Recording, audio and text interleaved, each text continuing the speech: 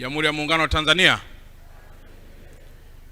Mheshimiwa Waziri Mkuu wa Jamhuri ya Muungano wa Tanzania Dr. Mwigulu Lameck Nchemba, pamoja na meza kuu yote kwa ujumla, nayo heshima kubwa kukaribisha katika mkoa wetu wa Dar es Salaam, na tunakupongeza sana kwa kazi kubwa ambayo umeendelea kuifanya. Jana tulikuwa tunaangalia kwenye vyombo vya habari ukiwa mkoa wa Mara, na tumewasha TV kuangalia maelekezo yote unayoyatoa yanayotawanyika kwenye mikoa yote. Kwa Mheshimiwa Waziri Mkuu, tunakushukuru na kukupongeza sana. Ningeomba washiriki tumpige tena makofi Mheshimiwa Waziri Mkuu kwa kazi kubwa anayoifanya. Lakini jambo la pili, Mheshimiwa Waziri Mkuu, walioko humu ndani wengi ni vijana, na theme ya leo inahusu vijana. Nilikuwa na hoja kama 4 hivi kwa haraka ambazo ningetamani kuzishare. Ya kwanza, Mheshimiwa Waziri Mkuu, mara nyingi wewe au viongozi wote ambao wanaweza kubeba success stories nyingi, ni vizuri pengine tunapokutana na vijana wenzetu kusimulia kidogo tulivyokuwa, tulivyo na tunachotamani kuwa.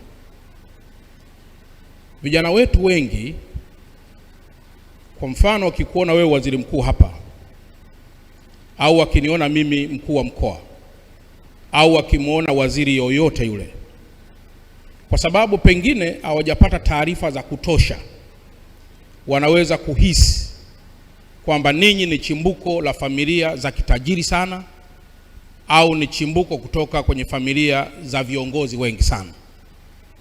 Ukieleza hilo Mheshimiwa Waziri Mkuu mbele ya vijana wetu, inaongeza kitu kinaitwa intrinsic motivation, wanakuwa intrinsically motivated, lakini vile vile ina puff it up the spirit ya kuwa motivated extrinsically, kwamba wanakuwa motivated kwa ndani, lakini inaongeza kasi pia kuwa motivated kwa nje, kwa kuwa umewapa story ambayo ipo live.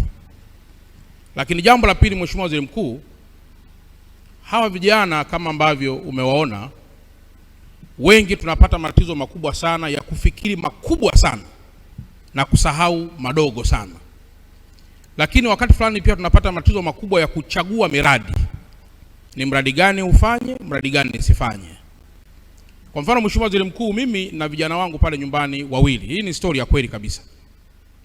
Kijana mmoja alikuwa anawaza kumiliki magari, na kijana mwingine akawa anazungumzia mambo ya kawaida sana. Huyu wa mambo ya kawaida nilimpa mtaji wa milioni 10, na huyu anayewaza kumiliki magari nikaenda benki ya CRDB kukopa ili amiliki lori linalobeba mizigo kwenda Kongo.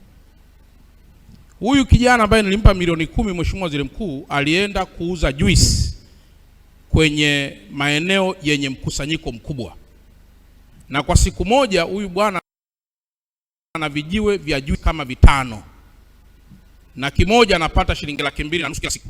Lakini huyu aliyekwenda kukopa lori anapata kama milioni 5 kwa mwezi, kwa sababu lori lake linakwenda mbali. Lakini huyu mwenye juice, Mheshimiwa Waziri Mkuu, anapata zaidi ya milioni 15 kwa mwezi. Sasa hoja yangu ya msingi, Mheshimiwa Waziri Mkuu, kwa kuwa wewe ni mchumi na unafahamu vizuri sana mambo ya miradi, na kuna watu wengine hapa wana taaluma hizo, nadhani kuna umuhimu mkubwa sana wa kumwelekeza kijana umuhimu wa kuteua mradi kulingana na situation zilizopo. Kwa mfano, unapoweka mradi uangalie internal rate of return, payback period, uangalie masuala ya return to investment na vitu vingine vya namna hiyo. Sasa hiyo inaweza kusaidia ili kijana aweze kuondokana na miradi ambayo baadaye inaweza kubaki kuwa ni white elephant badala ya kuwa ni mradi halisi. Namba 3, Mheshimiwa Waziri Mkuu, hapa kwetu Dar es Salaam na pengine Tanzania nzima tuna mabenki yasiyopungua 43.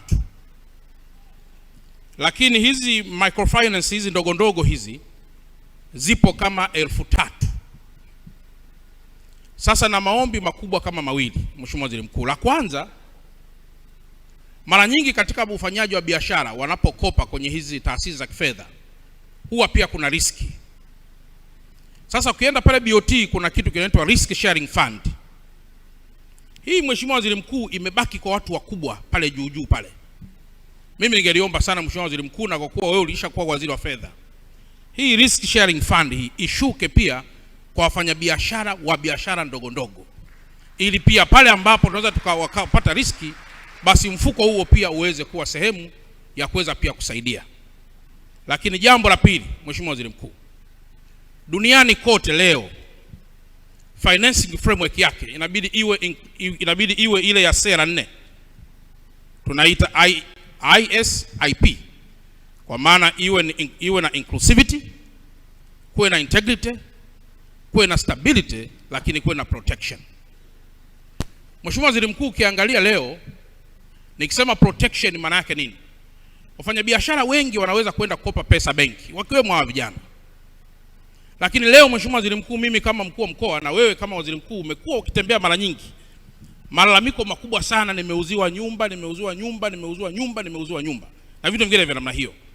Sasa ni vizuri tukasimama sana kwenye sera ya ulinzi wa consumer, lakini pia sera ya ulinzi wa taasisi yenyewe, kwa maana ya protection ya consumer na protection ya sera yenyewe. Sasa Mheshimiwa Waziri Mkuu, nimesema hii ya mambo makubwa manne, kwa maana ya kuwa na inclusion kama ambavyo umeisema pale nje, kwa maana kuwa na protection, lakini taasisi yenyewe kuwe na integrity, lakini taasisi yenyewe pia kuwe na mambo mengine hayo kama ambavyo nimeyasema. Hayo mambo Mheshimiwa Waziri Mkuu, tukiendeleza yanaweza pia kusaidia huo mnyororo wa thamani wa kuwa sustainable, kwa maana ya wafanyabiashara hawa au hawa vijana ambao leo tupo nao hawa, na hizo sera ambazo pia zinaweza pia kuwalinda. Mwisho, Mheshimiwa Waziri Mkuu, sisi Dar es Salaam ni moja ya mkoa ambao una fursa nyingi sana, na ikiwezekana Mheshimiwa Waziri Mkuu, ni tupelekee salamu kwa Mheshimiwa Rais. Hapa Mheshimiwa Waziri Mkuu, leo tuna hii bandari unayoiona hapa. Kabla ya huu uwekezaji ambao mwaka jana umefanywa kwa sehemu kubwa, lori ambazo zilikuwa zinaingia pale ndani bandarini kwa siku ilikuwa ni lori 2100 kwenda kuchukua mizigo na kuingiza mizigo. Lakini hivi ninavyozungumza mpaka tunafunga mwaka jana, lori ambazo zinaingia kwa siku moja kwenda kubeba mizigo na kuchukua mizigo ni lori 3100. Na hii yote Mheshimiwa Waziri Mkuu inatokana moja na uboreshaji wa bandari kwa kuweka vifaa tunaita SSGs, zile ship to shore gantry cranes, ambazo zinaweza zikashusha mizigo, zikapakua na kushusha mizigo. Lakini huo mnyororo sasa wote kwa ujumla, Mheshimiwa Waziri Mkuu, unamaanisha nini? Unamaanisha kwamba biashara huku nje zimeshakuwa ni kubwa kwa sababu ya sera nzuri ambazo nchi imeziweka. Sasa kwa kuwa hapa tunazungumza na vijana, basi ni muhimu jicho hilo la kuziangalia fursa katika mnyororo huo wa kibandari, mnyororo huo wa usafirishaji, kuweza pia vijana wetu hawa kuzitumia vizuri ipasavyo. Na kwa kuwa nilisema mwisho, lakini malizia tena Mheshimiwa Waziri Mkuu, kwamba sasa ni muhimu hawa wachungaji wangu hawa wametoa ibada hapa vizuri, na mashehe wametoa ibada vizuri. Ukienda kanisani Mheshimiwa Waziri Mkuu, huwa kuna mfumo wa kusaidia makanisa au misikiti kujengwa kwa nguvu ya waumini. Ukija huku upande wa serikali, mimi kila nikitazama vizuri huwa naona kuna umuhimu sana sasa wa kuwa na taxpayers succession plan.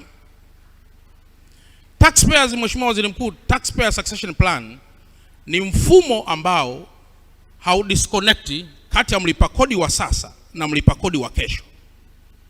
Sasa ni vizuri sana Mheshimiwa Waziri Mkuu, na mimi nitoe ushauri wangu tu kwamba kwa mkoa kama Dar es Salaam, kama hatutakuwa na huu mfumo mzuri wa urithishaji sahihi wa walipa kodi katika taifa, manake haya yote ambayo tunayazungumza na huu uwezeshaji wote ambao tunaufanya hautakuwa na maana, kwa sababu taifa litaelemewa.